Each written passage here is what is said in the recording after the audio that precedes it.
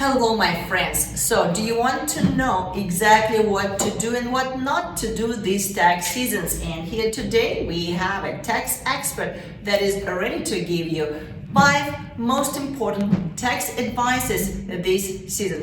Things you don't want to do for sure and things that you should know for a fact. All right, let's start.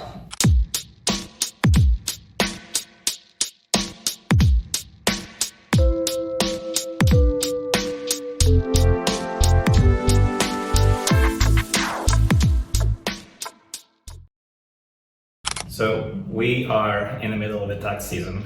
We only have about 3 weeks left, and 5 things to do I'd like to share with you is number 1, do file your tax return. Surprisingly, some people sometimes they get overwhelmed with day-to-day responsibilities and they think, you know what, I'll just deal with it later.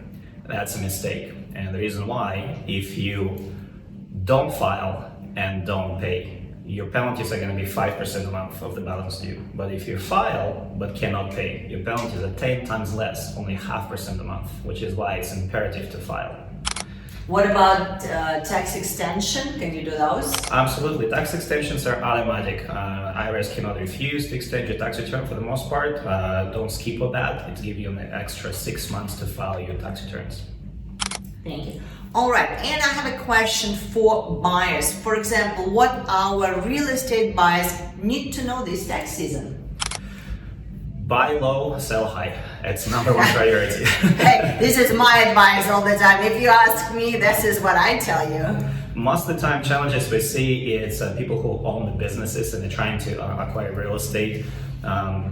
They initially try to minimize their taxation and maximize their write-offs, which everybody wants. But when you buy real estate, it actually works against you because the underwriters are looking for more income on your tax return.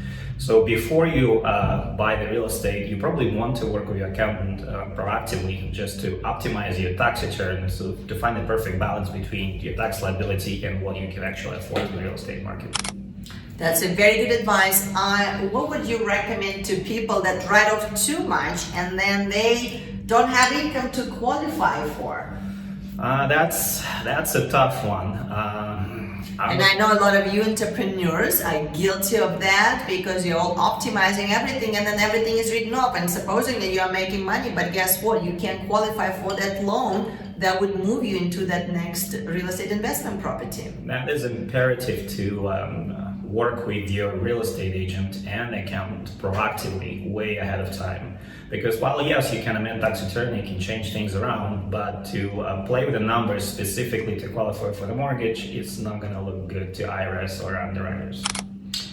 Okay, so number 1 was, make sure you do file your taxes. Number 2 was for the buyers, make sure you try to contact the right people before you actually buy that property. Now, number 3, what would be the advice for the sellers that actually sold the property?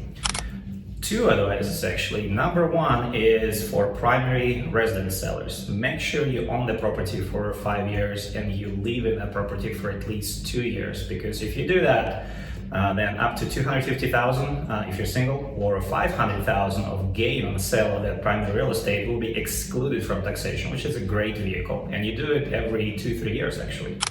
And number 2, when you buy real estate, try not to go into the flipping too much because you'll be paying the highest tax rates.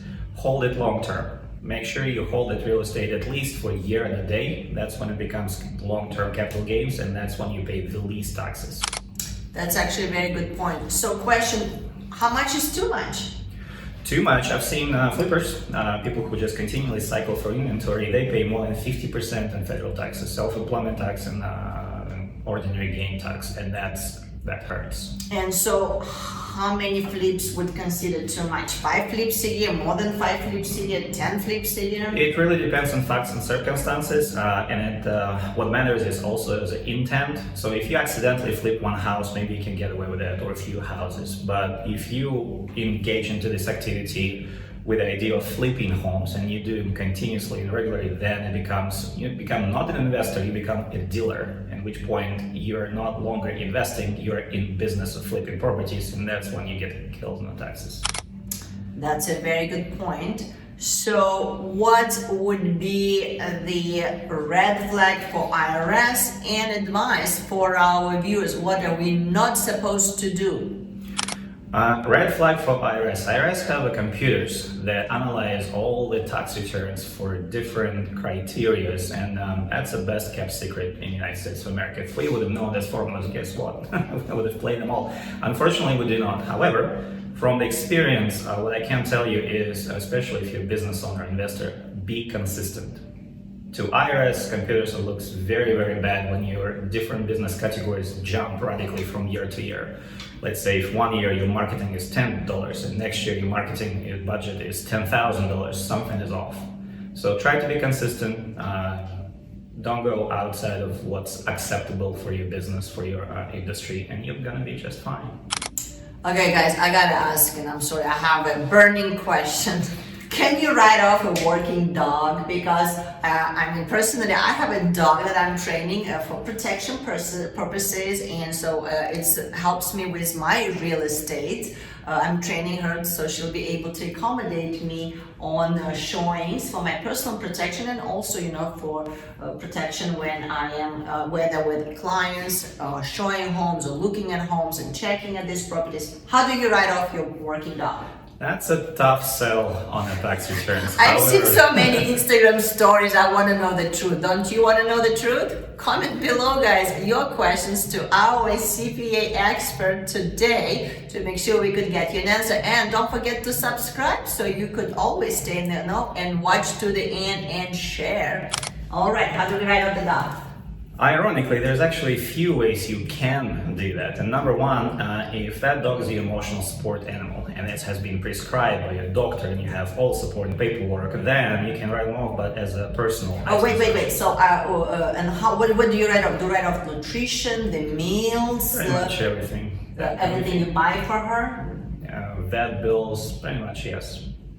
However, there's a few limitations that few people can overcome, unfortunately, but technically it could go on your personal tax return. As far as business, any business expense must be ordinary and necessary. So if you can qualify that dog for ordinary necessary, let's say if you're a security protection detail, obviously sometimes you need the dogs or drug sniffing dogs, that would be totally ordinary and necessary. But if you're just working from home and you have a German Shepherd living with you for personal protection, that's probably not gonna fly. What about your German Shepherd accompanying you for the showings? And you're doing remodels and you're meeting people that you don't know. For me personally, I think everybody who does real estate, they are aware of the dangers and these stories, in the newspapers and on Instagram every day about the danger of being a realtor. I think the danger is real. And the dog is ready to accommodate you for the showings with people you don't know. Like, people come, how do you know who they are, right? You still have to overcome this ordinary necessary test, and let's say if you have some sort of Chihuahua, that's probably not going to be considered a guard dog, but if it's a German Shepherd who's been professionally trained specifically as a guard dog. And I have a big bill for that professional training. Oh yeah, those things are very expensive. And those dogs are very expensive. In general, I've seen the protection dog guys, when they're from the age of 2, they could be cost from $50,000 and more. If you work in an area, thankfully maybe not in Las Vegas, we don't have those kind of scary areas, but maybe in Chicago where people get attacked all the time and you fear for your life, but you still have to do your work, maybe you can justify having a guard dog next to you, but yet to see a really credible way of doing that unless you really work in some sort of security or bodyguard position. Well, that was my burning questions. What about yours? Comment below. We want to know and we want to hear from you. What else would you give advice for tax optimization for the self-employed entrepreneurs? Number one advice is don't wait until the tax season, because we're calendar-based taxpayers, and once the December 31st is over, there are very few things you can change going backwards. Work proactively with your accountant. Plan ahead. Develop a strategy how to minimize your taxation well ahead of time, and you'll be just fine. That's probably the most valuable piece of advice I can give you. What about writing off like vehicles, writing off stuff that you buy for marketing for the self-employed entrepreneurs. Everything that's ordinary and necessary you can write off. Don't be shy about it. Just keep all receipts. IRS does not accept bank statements as approved expenses during the initial examination, so keep all receipts no matter how big or small. They can be electronic if you buy something online, like email confirmation is totally fine.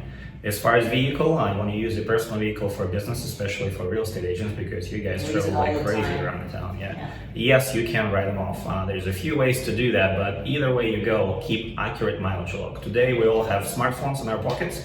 They have a mileage tracking apps that will do it for you.